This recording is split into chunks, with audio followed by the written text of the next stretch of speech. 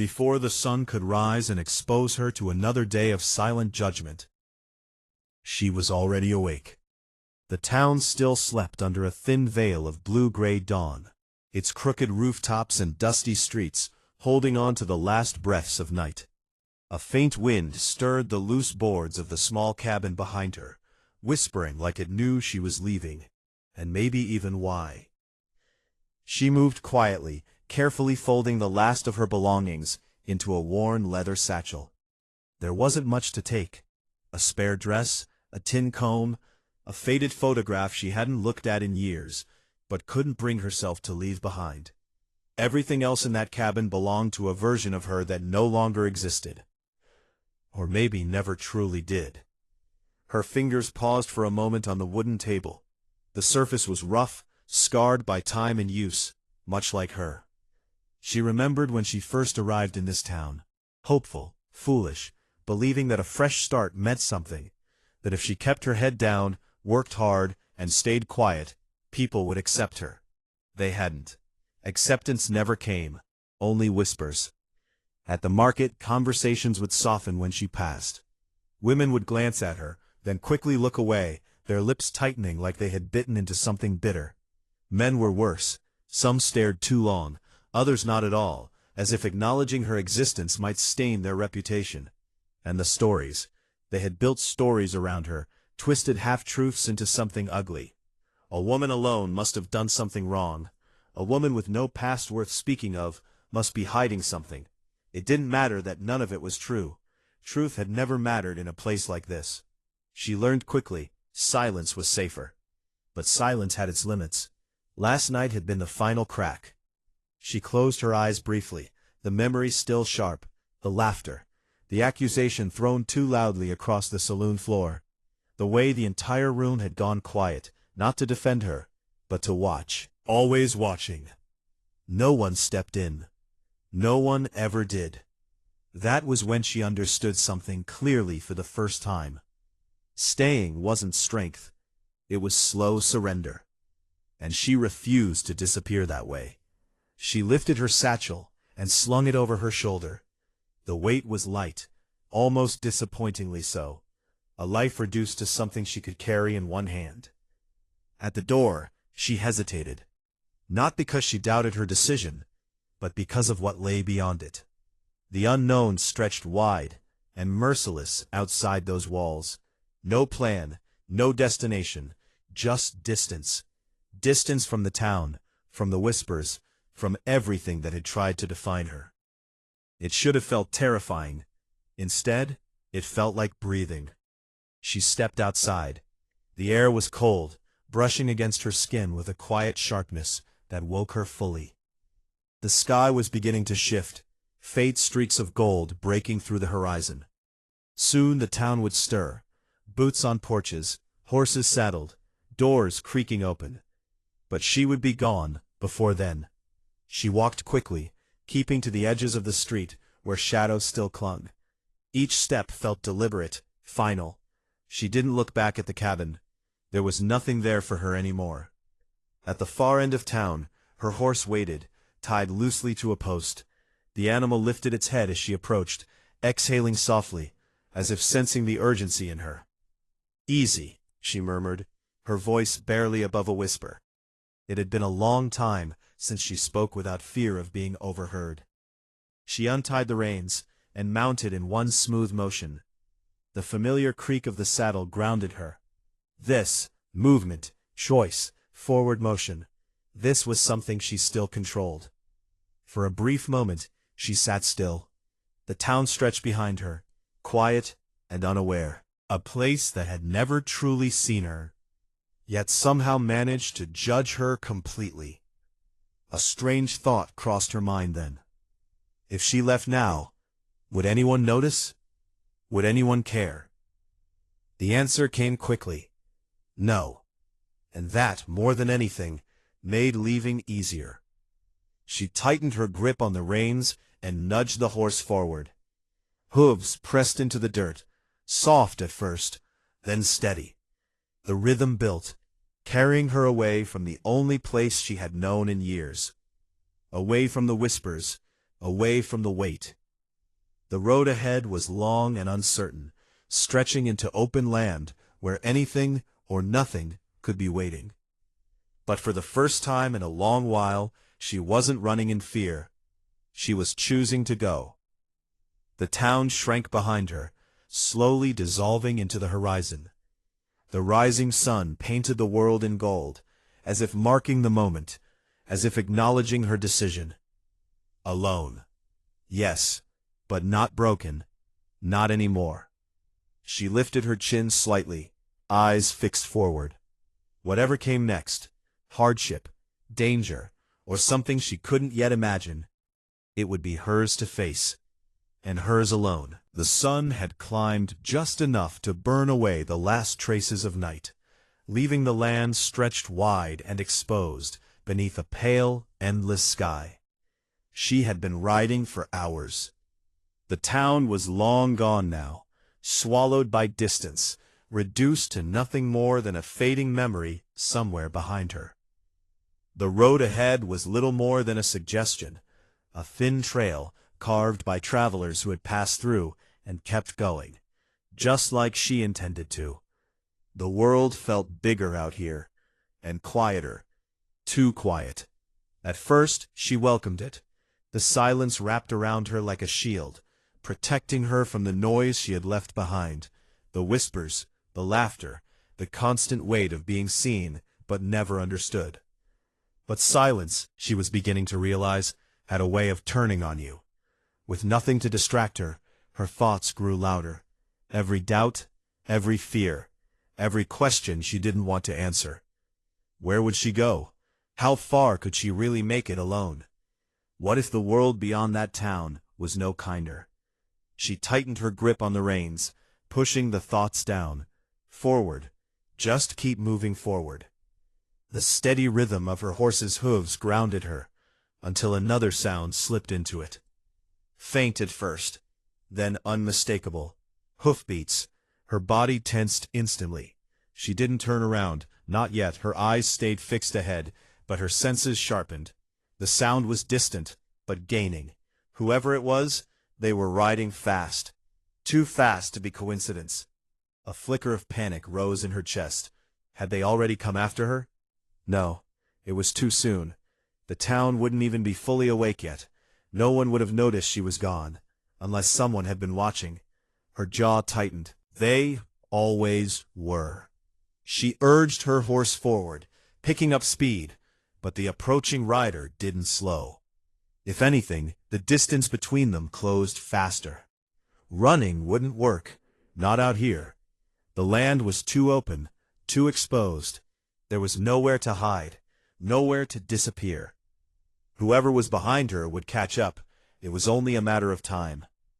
Slowly, reluctantly, she pulled back on the reins. Her horse came to a halt, shifting beneath her with quiet unease. The hoofbeats grew louder, closer. Then, they stopped. Right beside her, she turned. The man on the horse next to her didn't look like the kind of trouble she had learned to expect. But that didn't mean he wasn't. He sat easy in the saddle, like he belonged there, like the land itself had shaped him. His hat cast a shadow over his eyes, but she could still feel his gaze, steady, calm, observing more than judging. A cowboy. Rugged, dust-worn, quiet in a way that felt different from the silence she had known. Not empty, not cold, controlled. He didn't reach for a weapon, didn't crowd her space. He just rode beside her. For a long moment, neither of them spoke. The wind moved between them, carrying the scent of dry earth and distance. Finally, she broke the silence. "If you're following me," she said, her voice firm despite the tension coiled inside her, "you should turn back." He didn't react the way she expected. No challenge. Just a slight tilt of his head, like he was considering her words carefully before answering. "I'm not following you," he said. His voice was low, even, carrying no edge of mockery or threat. It unsettled her more than anger would have. "Then this is a strange coincidence," she replied. "Maybe," he said simply. That was it. No explanation. No justification. Her grip tightened again. You planning on riding beside me all day? If that's the direction you're heading. A flicker of irritation sparked in her chest. You don't even know where I'm going. That was when he looked at her fully. Not past her. Not through her. At her. And for the first time in a long while she felt something unfamiliar. Not judgment. Not curiosity. Not suspicion. Recognition. I don't think you do either, he said. The words landed harder than they should have. She opened her mouth to respond, but stopped, because he wasn't wrong. And somehow, he knew it. A silence stretched again, heavier this time. She should leave, push forward, increase distance, lose him. That would be the smart choice. That was what she had been doing all her life, keeping distance, staying ahead of anything that might hurt her. But her horse didn't move, and neither did she. Look, she said finally, her voice quieter now but still guarded. I don't need help. I didn't say you did. Then what do you want? Another pause. The cowboy shifted slightly in his saddle, his gaze drifting briefly to the horizon, before returning to her. Nothing, he said. People don't just ride up to strangers for nothing. A faint breath of something, almost like a smile, but not quite, touched his expression. No, he admitted, they don't. Then why are you here? This time his answer came without hesitation. Because you shouldn't be out here alone. The words hit something deep, something she had spent years building walls around. Her expression hardened instantly. I've been alone for a long time, she said. I'll manage. I'm sure you will, he replied calmly. That only made it worse. No argument, no doubt, just quiet certainty. It disarmed her more than anything else he could have said. She turned her gaze away, staring out across the endless stretch of land. The horizon felt farther now, heavier somehow. Then go your own way, she said after a moment. I didn't ask for company. For the first time, he leaned forward slightly in the saddle, not threatening, just enough to make sure she heard him clearly. You didn't, he agreed. A beat passed. Then steady and unshaken he added, but you're not riding alone. Something in his voice changed the air between them. Not forceful, not possessive, certain, like a promise he had already decided to keep. She didn't respond, didn't know how to, because for the first time since she left town, the idea of not being alone didn't feel like a weakness. It felt like something she didn't quite understand yet, and that frightened her more than anything else. Still, when she nudged her horse forward again, she didn't ride away from him, and he didn't fall behind. Side by side, they moved across the open land. Together, even if she wasn't ready to admit it yet. They rode in silence for a long time. Not the heavy, suffocating silence she had known in town, but something quieter, steadier. It didn't press against her chest. It didn't demand anything from her. It simply existed. Still, she didn't trust it. She kept her eyes forward, posture straight, senses sharp. Every instinct she had built over the years told her this wasn't safe. Not the open land, not the quiet, and especially not the man riding beside her. He hadn't asked her name, hadn't offered his, hadn't tried to charm her, question her, or pry into her past the way others always did. That alone made him different, and difference, she had learned, could be just another kind of danger. You always this quiet? She asked finally, her voice cutting through the still air more abruptly than she intended. He didn't look at her when he answered. Only when there's nothing that needs saying. Her lips pressed together. That's convenient. Most things are, when you let them be. She almost scoffed at that, but something stopped her. Maybe it was the calm in his voice, or the fact that he wasn't trying to win the conversation. He just was. They rode a little farther before he spoke again. You left in a hurry. It wasn't a question. People leave towns every day. Not like that. Her fingers tightened around the reins. He had noticed. Of course he had. She debated ignoring him, but silence now would feel like an answer in itself. So she deflected. You seem to notice a lot for someone who claims he's not following me. I notice what's in front of me, he said simply. And I just happen to be in front of you, she shot back. Yes. The answer came so easily, so plainly, it caught her off guard. No hesitation, no excuse. Just truth, or at least something that sounded close enough to it. She exhaled slowly, her frustration slipping into something else. Unease. Because he wasn't wrong about one thing. She had left in a hurry. Too much of a hurry. The memory of last night surfaced again, sharper now. The saloon had been louder than usual, voices thick with drink, laughter echoing too freely. She had kept to herself, like always, sitting in the corner with her head down. But then he walked in. Everything changed the moment he crossed the threshold. The room had shifted, not quiet, but tighter, like everyone suddenly remembered where they stood. He carried that kind of power. Not loud, not flashy, but absolute. He had looked at her once, just once, and that had been enough, because he knew. Or maybe he had always known. Thought you could hide here forever? He had said, his voice cutting through the noise like a blade. She hadn't answered, didn't need to. Men like him didn't ask questions they didn't already have answers to. The laughter that followed hadn't been kind. It never was. Back on the trail, she forced the memory down, but not fast enough. Someone's looking for you, the cowboy said.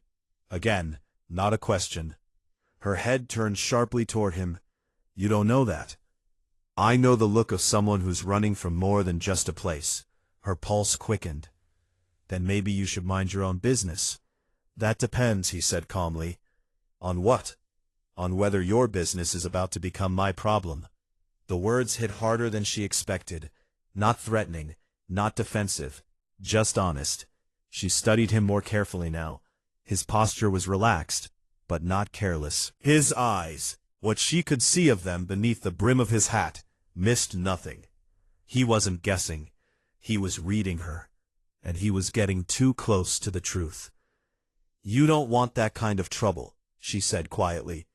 Maybe I don't, he replied, but you're still here. Yes. The single word carried weight this time. Choice, not obligation. That unsettled her more than anything else. Why, she asked, before she could stop herself. He finally looked at her again. Because trouble doesn't scare me, he said, but people pretending they're not in it, that usually ends worse. She looked away quickly, her jaw tightening. I'm not pretending anything. No, he said, you're just not saying it. A long silence followed. The wind picked up slightly, sweeping across the dry land, carrying dust and distance with it. She could feel the walls inside her starting to crack. Not break, not yet, but weaken, and she hated it. I didn't do anything wrong, she said suddenly. The words came out sharper than she intended, more defensive, more vulnerable. He didn't respond right away. When he did, his voice was quieter. I didn't say you did, but you're thinking it. No, he said. I'm thinking someone else did. That stopped her, completely. She turned to him again, searching his face for doubt, suspicion, anything that matched what she had seen in every other person who had ever looked at her. But it wasn't there. No judgment, no accusation, just certainty. And something else, understanding. They won't stop, she said, her voice lower now. Not until they find me. Who? He asked. She hesitated. This was the line, the one she never crossed, because saying it out loud made it real, made it impossible to take back. But the truth was already riding beside her, and he already knew enough. So she said it. A man from that town, she answered. A powerful one. The cowboy didn't flinch. Powerful how? The kind people don't say no to. His gaze hardened slightly, not with fear, but recognition. Those men always think everything belongs to them, he said.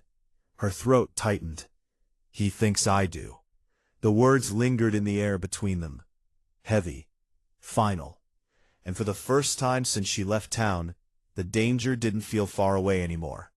It felt close, closing in, somewhere behind them, unseen but inevitable. She looked back over her shoulder instinctively. The horizon was empty, but that didn't mean anything. "They'll come," she said quietly. The cowboy followed her gaze, then looked forward again. "Yeah," he said. "No doubt, no hesitation, just truth." Her grip on the reins tightened. "Then you should leave," she added, "before they catch up."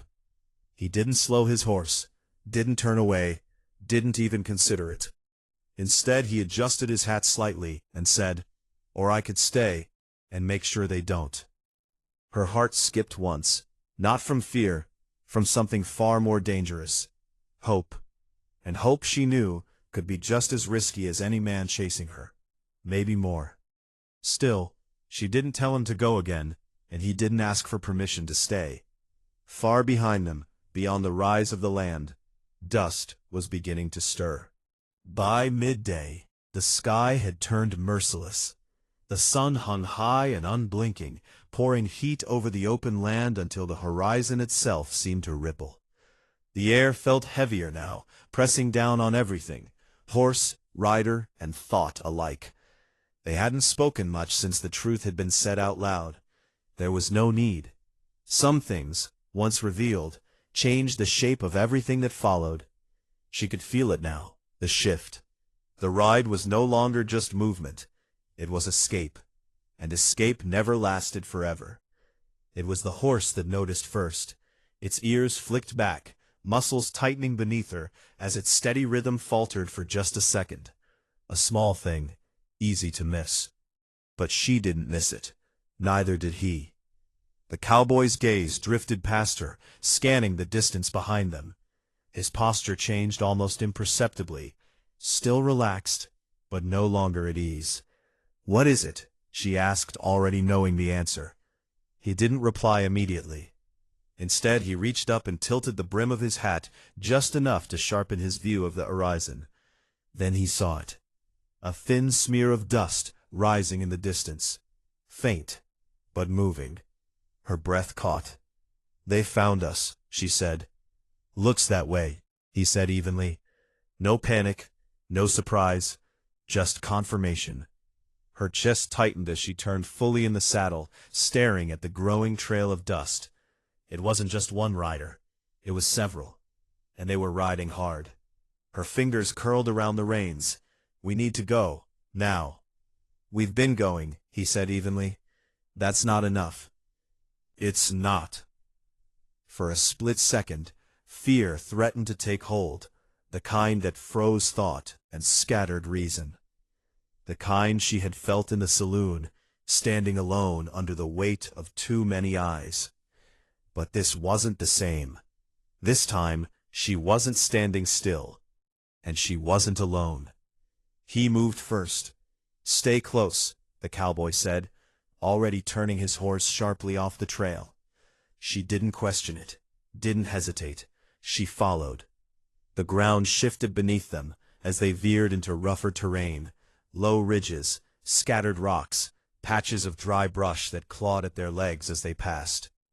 It wasn't the fastest path, but it wasn't meant to be. "They'll track us," she called over the sound of pounding hooves. "Not if we make it hard enough," he replied. He guided them toward a narrow stretch of uneven land where the earth dipped and twisted unpredictably. Hoofprints would break here, scatter, overlap, harder to follow at speed. Her horse stumbled once, catching itself quickly, but her heart lurched anyway. "This slows us down." "It slows them down more," he said. Another glance back. The riders were closer now, still distant, but no longer just shapes in the dust. She could see movement, form, intent. They weren't guessing. They knew where she was going. A surge of anger cut through her fear. "They won't stop." "You don't understand. They won't stop until—" "I know," he interrupted. His voice was sharper this time. Not at her, at the situation. "I've ridden with men like that before." She blinked, startled. "What?" But he didn't elaborate. Not now. Instead, he leaned forward slightly, urging his horse faster as they pushed through the broken terrain. The land began to rise ahead of them, a series of rocky slopes leading toward a narrow pass between two jagged hills. "Up there," he said, "we can lose them in the rocks." She followed his gaze. The path looked dangerous, steep, unforgiving, but it was their best chance. "All right," she said, her voice steadying despite the pounding in her chest. They rode harder, faster. The ground grew steeper beneath them, forcing the horses to work for every step. Loose stones shifted under hoof, sliding and clattering down the slope. Behind them, the riders pushed forward, closing the distance. A shout carried faintly through the air. They had been seen. Her stomach tightened. "They're gaining." "Let them," he said. She turned sharply toward him. "Let them?" For the first time, there was something else in his expression. Not just calm, not just control, intent. "Sometimes," he said, "you don't win by running." Her pulse spiked. "What are you saying?" But she already knew, and the idea terrified her. "We're not outrunning them out here," he continued. "Too open, too exposed." Another glance back. They were closer now, close enough that she could make out individual riders, the way they leaned forward in their saddles, relentless, focused. Hunters. "We make them follow," he said. "And then?" He looked ahead again, toward the narrow pass. "And then we choose where this ends." The words settled heavily between them. This wasn't just escape anymore. This was strategy. This was a stand waiting to happen. Her throat tightened. "I didn't want this," she said. "I know," he said. "I just wanted to leave." "I know that too." His voice softened slightly, but only for a moment. Then it hardened again, sharpened by reality. "But they didn't give you that choice." The truth of it hit deep. She had tried to walk away, tried to disappear quietly, and still, they came. Something inside her shifted then. Not fear, not entirely. Something stronger. A slow, rising defiance. "Then we make sure they regret it," she said, surprising even herself. He glanced at her. Really looked this time, and for the first time since they met. He nodded. "We do." They reached the mouth of the pass, just as the ground narrowed sharply, forcing their horses into a tighter path between high rock walls. The space echoed with the sound of hooves, amplifying every movement. A perfect place to disappear, or to be trapped. She swallowed hard. This could go bad. It could, he agreed. A beat passed. Then, quieter. "But you won't be facing it alone." The words struck deeper now than they had before, because now she understood what they meant. Not just comfort, commitment, choice. He had chosen this, chosen to stay, chosen to stand, for her, with her. Behind them, the sound of pursuit thundered into the pass. No more distance, no more delay. It was happening. She drew in a steady breath, her grip firm on the reins as they rode deeper into the narrow stone corridor. The light dimmed slightly as the walls rose higher around them. Ahead, the path twisted out of sight. Behind, danger closed in. And somewhere in between, they would make their stand. The pass narrowed until it felt like the land itself was closing in around them. Stone walls rose on either side, jagged, unforgiving, casting long shadows that swallowed the light. The air cooled slightly here, but the tension burned hotter than the sun ever could. Hoofbeats echoed behind them. Closer, louder, unavoidable. The cowboys slowed first. Not suddenly, but with intention. She felt it immediately. Her heart slammed against her ribs. "What are you doing?" she asked, though she already sensed the answer. He didn't look back. "This is it." The words settled like a weight. No more running. No more distance. Just this moment. Ahead, the path curved sharply, forming a natural choke point between two massive rock outcrops. Anyone entering would be forced to slow, to funnel in, to lose their advantage. A trap, or a last stand. He guided his horse to a stop near the bend, and dismounted in one smooth motion. Dust rose softly around his boots as they touched the ground. She hesitated only a second before following. Her legs felt unsteady, not from exhaustion, but from the realization that everything had led here. "This wasn't the plan," she said, her voice low, tight. "It is now," he replied. Calm. Always calm. He moved quickly but not hurriedly, scanning the terrain, noting angles, shadows, cover. Every movement was deliberate, like he had done this before. Too many times. "You've been in fights like this," she said, watching him. He paused, just for a moment, then nodded. "Yeah." "With them?" The question hung heavier than the rest. This time, he didn't answer right away. Instead, he reached for his canteen, took a short drink, then handed it to her. "You'll need it." She didn't take it. Not yet. "Answer me," she pressed. His eyes met hers then. No more shadows, no more distance, just truth. "I rode with men like the ones chasing you," he said. The world seemed to still for a heartbeat. "What?" The word barely made it out. "Not this exact group," he clarified, "but the same kind. Men who think power means ownership.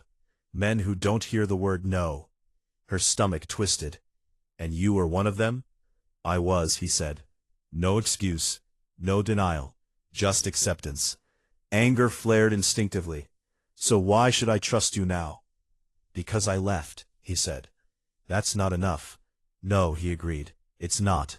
The honesty in that answer cut through her anger in a way she didn't expect. "Then what is?" she demanded. He stepped closer, not threatening, but firm. "Because I know exactly how they think," he said, "and I know exactly how to stop them." A shout echoed through the pass behind them. They were close now. Very close. She turned instinctively, catching a glimpse of movement between the rocks. Shadows shifting, dust curling. Time was gone. "They're here," she said. "Yeah." He moved past her, positioning himself between her and the direction of the approaching riders. Without asking, without hesitation. A shield. Her chest tightened. "You don't have to do this," she said quickly. "This is my fight." He didn't look back. "It became mine the moment I stayed." The words hit harder now. Not just a promise. A choice made and kept. The riders burst into view seconds later. 4 of them. Hard-faced, dust-covered, eyes locked onto their target. Her. The man in front raised a hand, signaling the others to slow as they approached the choke point. Smart. Careful. Predators who had done this before. "Well," the lead rider called out, his voice echoing off the stone walls, "that saves us some trouble." Her pulse pounded. She knew that voice, knew the tone. Control wrapped in false ease. "You've caused quite a stir," he continued, his gaze sliding past the cowboy to land on her. "Running like that makes people think you've got something to hide." She said nothing. Wouldn't give him that. His eyes narrowed slightly, then shifted back to the cowboy. "You're new." The cowboy stood unmoving. "Just passing through." "Then you picked the wrong road." "Maybe," he replied. A faint smirk tugged at the rider's lips. "You don't have to make this harder than it needs to be. Hand her over, and you can ride away." Silence. The kind that stretches just before something breaks. The cowboy didn't move. Didn't step aside. Didn't even glance back. "No," he said. Simple, final. The smirk faded. "Careful," the rider warned. "You don't know who you're standing against." The cowboy's hand hovered near his holster. Not drawing. Not yet. "Yeah," he said quietly. "I do." Something shifted then. A flicker of recognition passed through the riders. Not certainty, but enough to unsettle. "You've done this before," one of them muttered. The cowboy didn't respond. Didn't need to, because the truth was already there, in the way he stood, the way he watched, the way he waited. He wasn't afraid, and men like that were dangerous. Very dangerous. The lead rider's expression hardened. Last chance. Behind him, she felt her fear rising again. But something else rose with it, something stronger. She stepped forward, just enough to stand beside the cowboy, not behind him. His head turned slightly, just enough to register it. A silent acknowledgement, a shared line drawn in the dust. The rider noticed too. "That's a mistake." "Maybe," she said, her voice steadier than she felt. A beat passed. Then, everything snapped. The first shot shattered the silence like thunder. Gunfire exploded through the narrow pass, echoing violently off the stone walls. Horses reared, men shouted, dust erupted into the air. The cowboy moved fast, faster than she expected, drawing, firing, stepping into position like instinct had taken over completely. She didn't freeze, didn't run. For the first time, she fought, not as someone being chased, not as someone trying to survive, but as someone refusing to be taken. The pass became chaos, sound, motion, impact. A battle carved into stone, and in the center of it, two people who had every reason to walk away, standing their ground instead. The last shot echoed longer than the rest. Then, silence.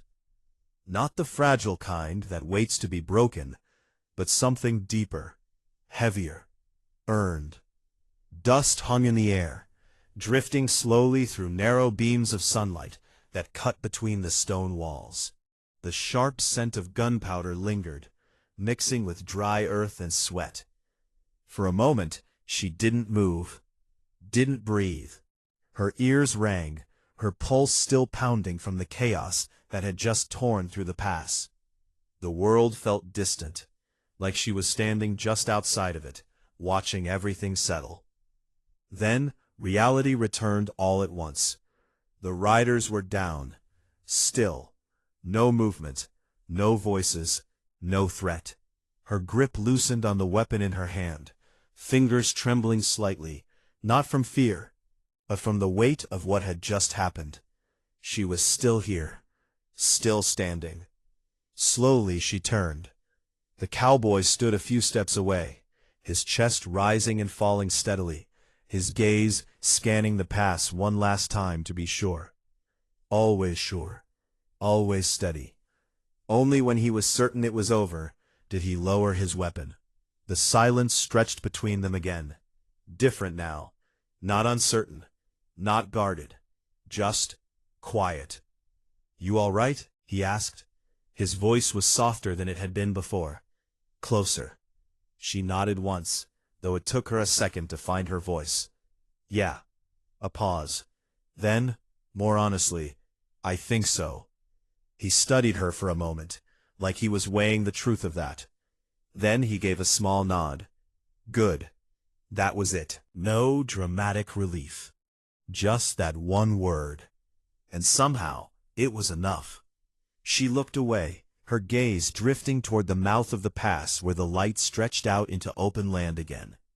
The world beyond waited, wide, uncertain, untouched by what had just happened here. Freedom, the thing she had been chasing, the thing she had fought for. It was right there. So why didn't it feel the way she expected? She exhaled slowly and stepped forward, moving past him toward her horse.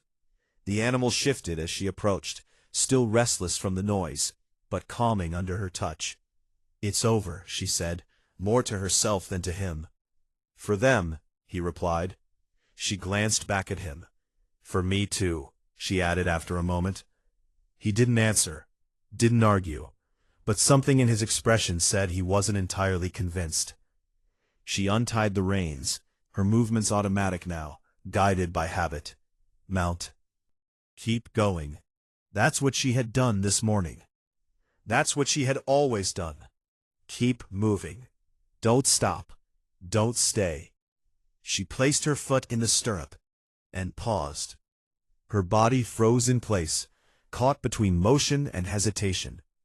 Something felt different, wrong almost, or maybe not wrong, just unfamiliar. She lowered her foot slowly. turned. He was still there, exactly where she had left him. Not approaching, not reaching, not stopping her. Just watching. Waiting. Giving her the choice. "Why didn't you leave?" she asked quietly. He tilted his head slightly. "When?" "Back there, before this, when you knew what was coming." A faint breath passed through him, almost a sigh. "More times than I can count." His gaze drifted briefly to the ground, then back to her. "Didn't like what it turned me into." The honesty in that hit deeper than she expected. "So you stayed, for me?" "No," he said. The answer surprised her. Then he added, "I stayed because it was the right thing to do." A beat. "And because you shouldn't have to face that alone." There it was again. That word. Alone. It had defined her for so long, she didn't know what she was without it. Her chest tightened slightly. "I'm used to it," she said. "I know. And I survived." "I know that too." His voice remained steady, but there was something else beneath it now, something quieter, stronger. "But surviving and living aren't the same thing." The words settled into her like something long forgotten, or maybe something she had never allowed herself to believe. She looked out toward the open land again. The road ahead. The endless horizon. Freedom. It was still there. Nothing was stopping her from taking it. Nothing except choice. Her hands tightened slightly at her sides. "You said something earlier," she said slowly, "about me not riding alone." He didn't respond. Just waited. She turned back to him fully now. "Did you mean that?" she asked. A simple question, but it carried everything. He met her gaze without hesitation. "Yeah," he said. No hesitation. No condition. No expectation. Just truth. A long silence followed. The wind moved gently through the pass, carrying away the last traces of dust. She took a step toward him. Then another. Each one deliberate. Each one harder than the last. Because this wasn't running. This wasn't escaping. This was choosing to stay. "You don't know me," she said. "Not yet," he replied. "I've got nothing to offer. Not what I'm looking for." "And what is that?" A faint hint of something, almost a smile, touched his expression. "Someone who doesn't run when things get hard." She let out a quiet breath. "Then I guess I've changed," she said. "Looks that way." Another step.